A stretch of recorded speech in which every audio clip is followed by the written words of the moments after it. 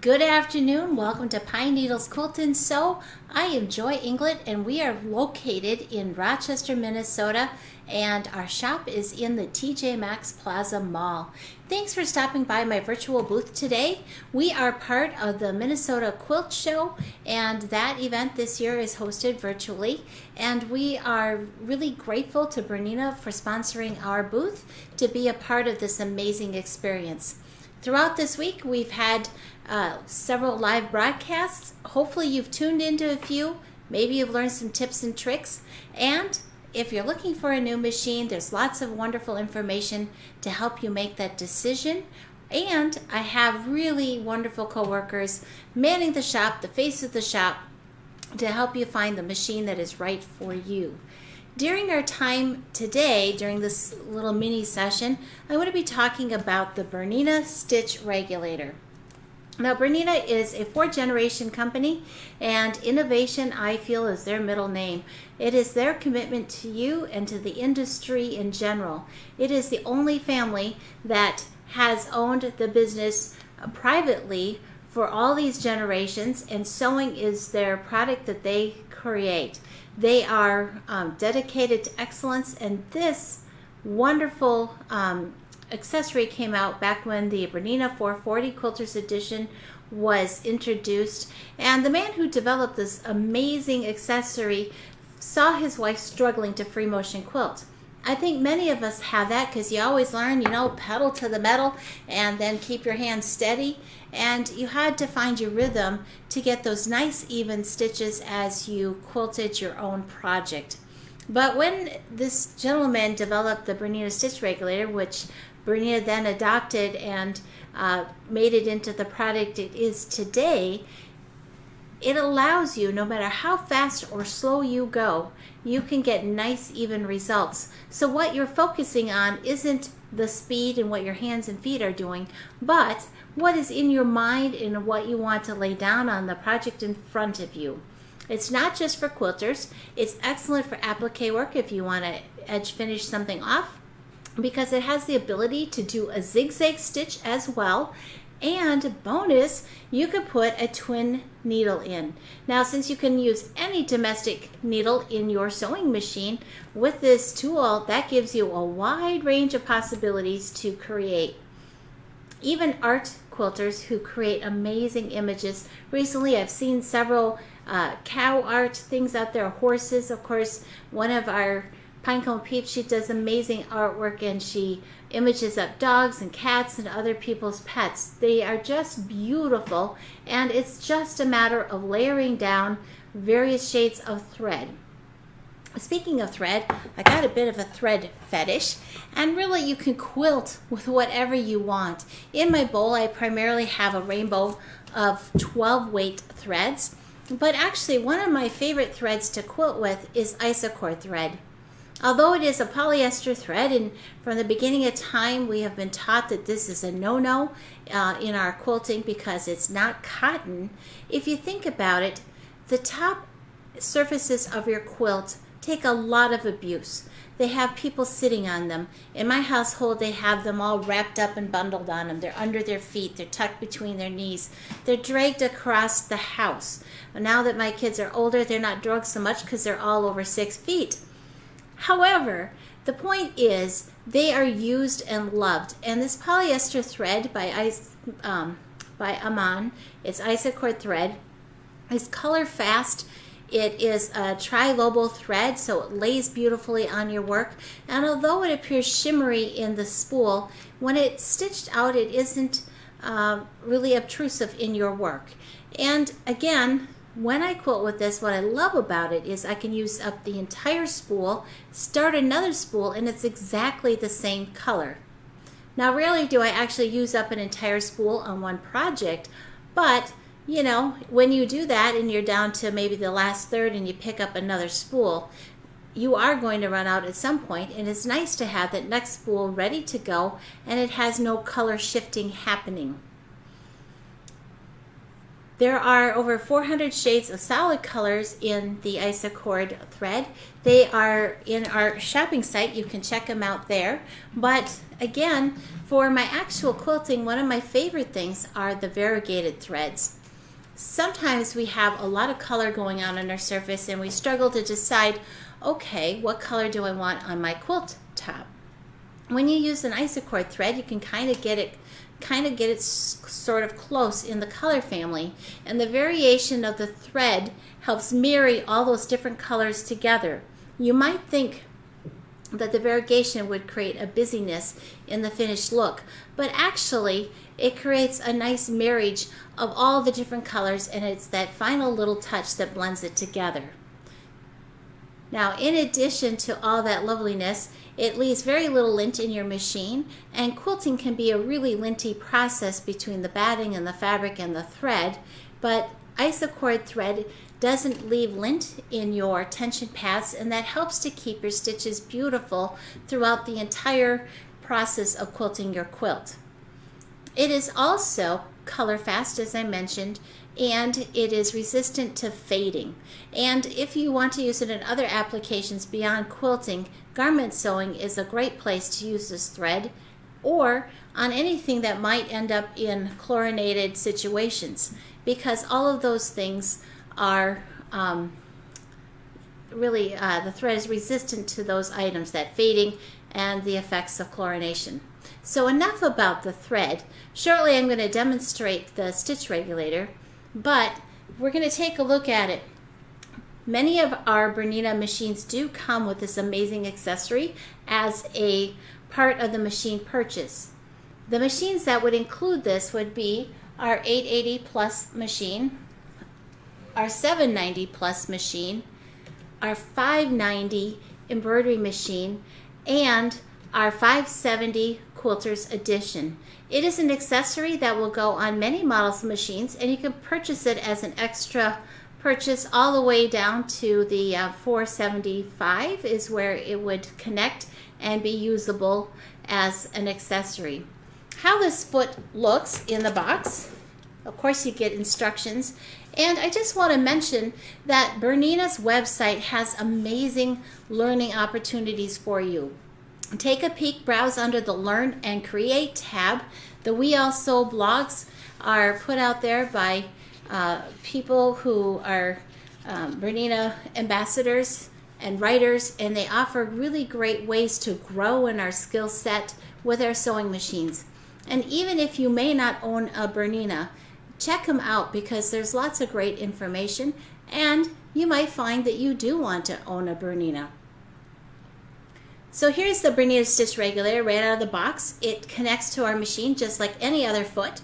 In the back there's a small connection, and that provides the power to read the fibers of fabric. There are 3 soles that come on this amazing tool, and it's easy to change out simply by holding in the sides and pulling off the foot. Let's take a look at this.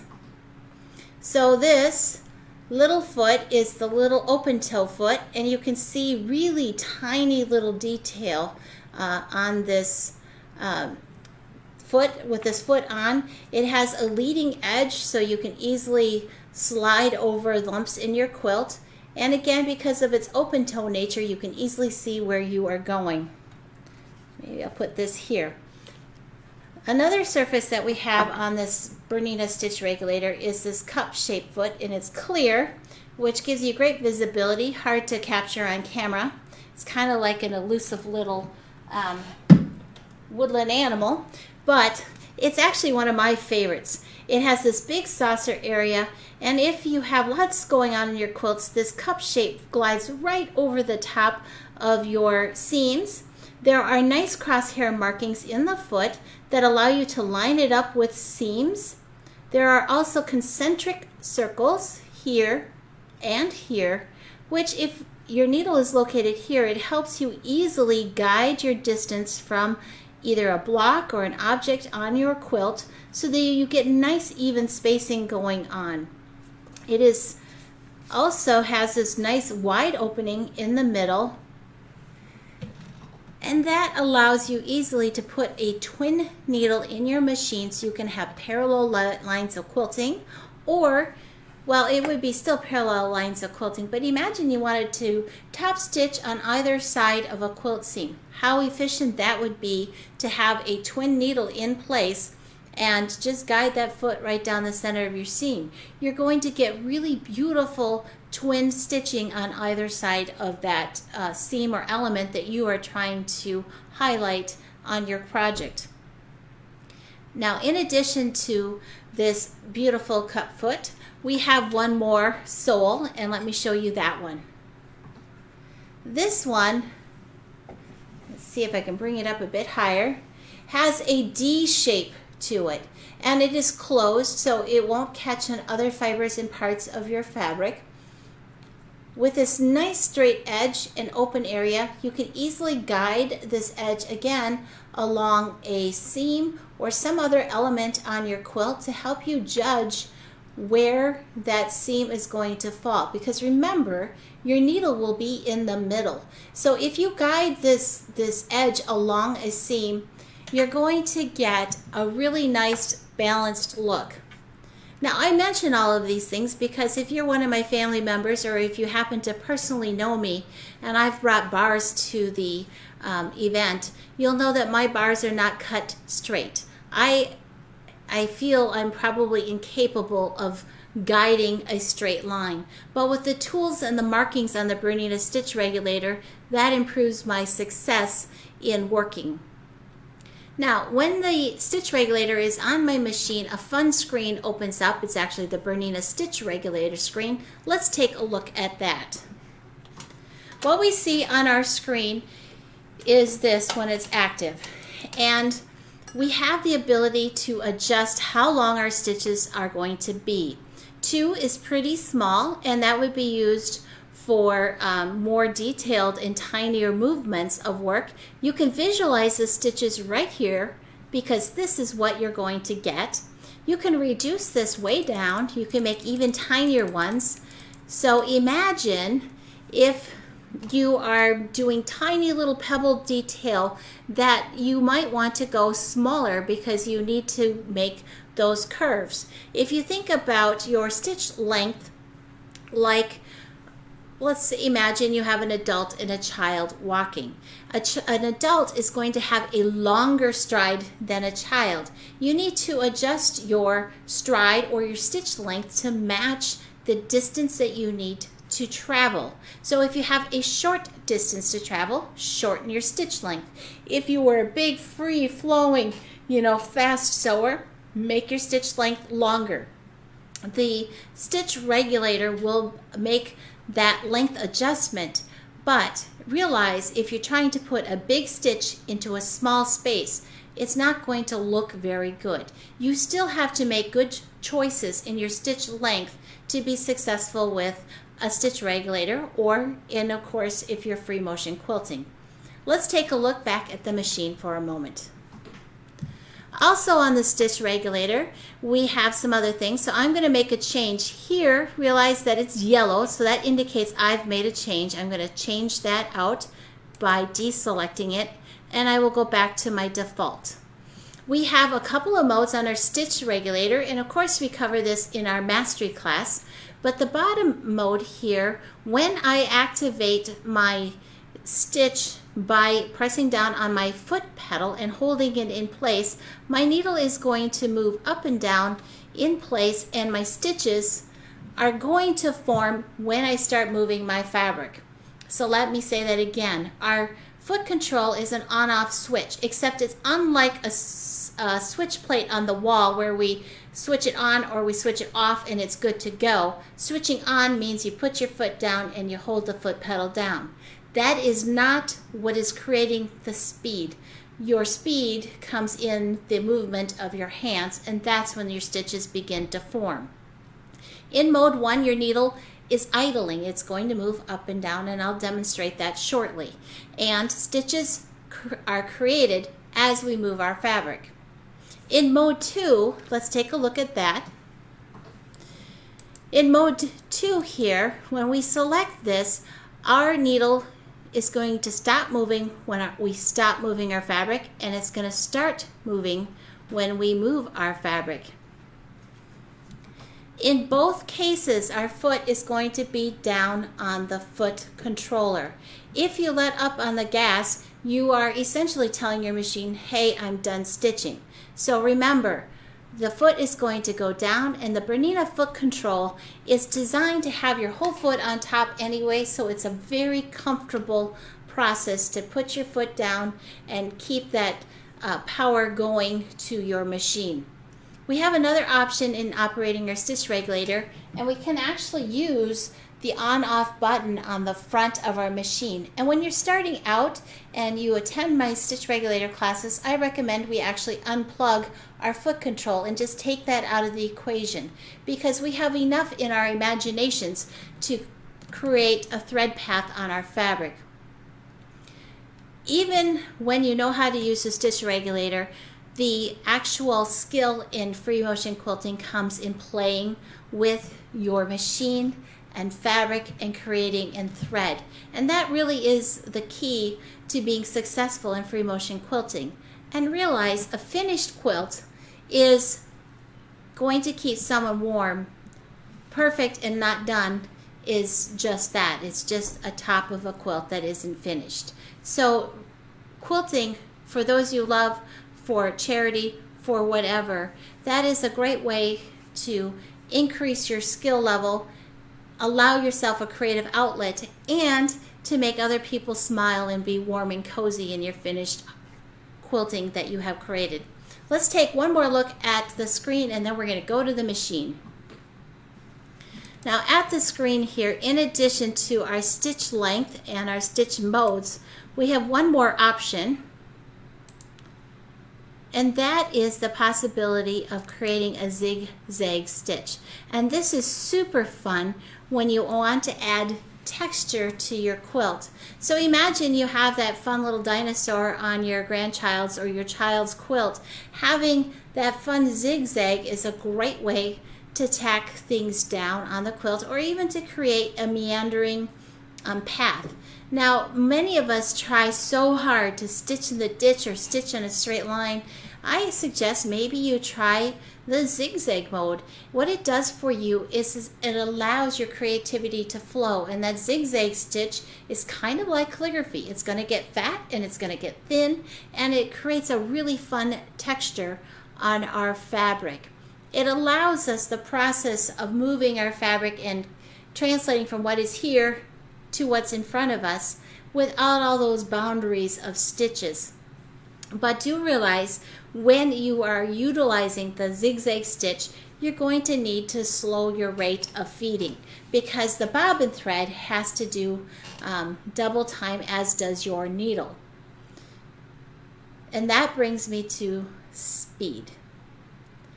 The important thing when operating the stitch regulator or free motion quilting is to relax, to have a nice relaxed approach, just a nice, let's not sweat, motion, pace.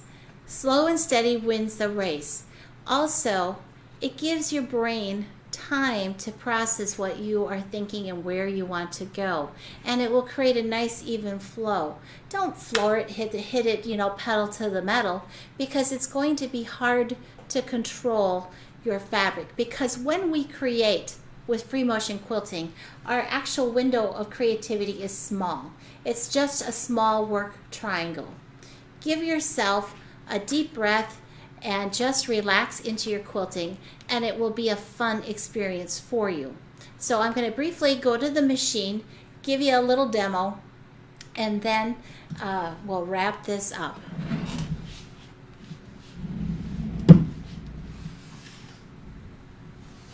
So at my machine, I already have the stitch regulator on my machine. I do have my stitch length set to 2.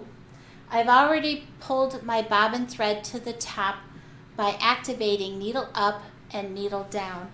I currently have my machine set in mode 1, and to help illustrate how the start-stop button works, and also because it's easier for me to operate from the position I'm in, I'm going to use that instead of my foot pedal to operate this. So I'm hanging onto my tails. I'm going to push my start-stop motion.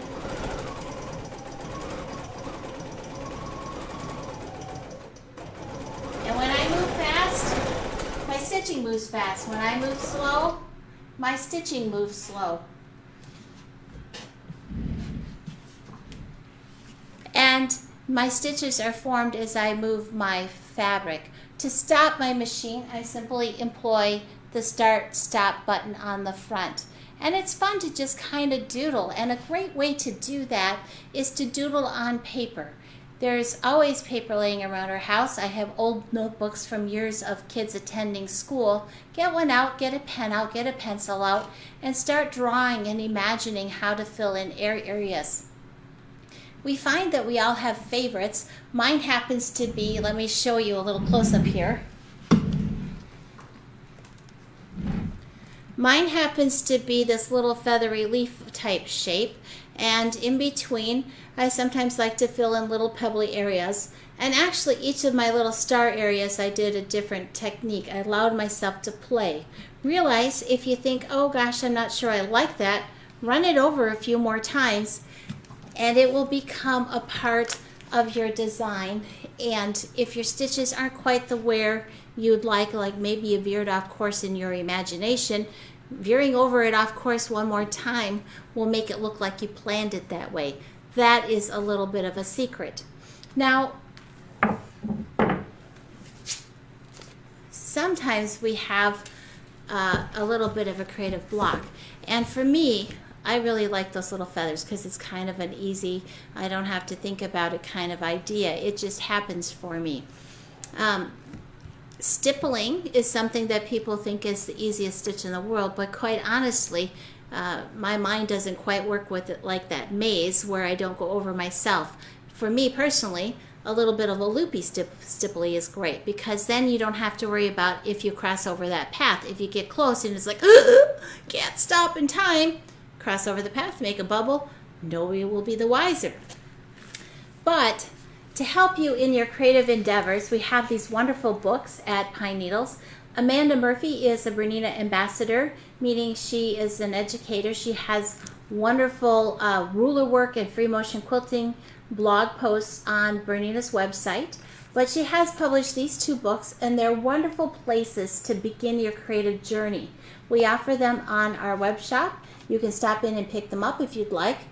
But also in the fall, watch for our free motion quilting classes with Brenda. She's offered them virtually all year, and they have been really a wonderful way to learn and increase your skills and to be able to review that information once again. So the Bernina Stitch Regulator, that was just a quick little demo, but what I love about it is it can go any direction that you like. It is easy to move your quilt. I get success every time. I can play with fun threads. I can allow myself the pleasure of buying fun threads. And remember, if you buy larger, thicker threads, you're going to want to have a longer stitch length and a bigger needle, like a top stitch needle, either a 90 or a 100. This 12-weight thread, I would likely use a 100 needle so that it has plenty of room to move through the eye of the needle. That's just a little bit of a taste about the Bernina Stitch Regulator.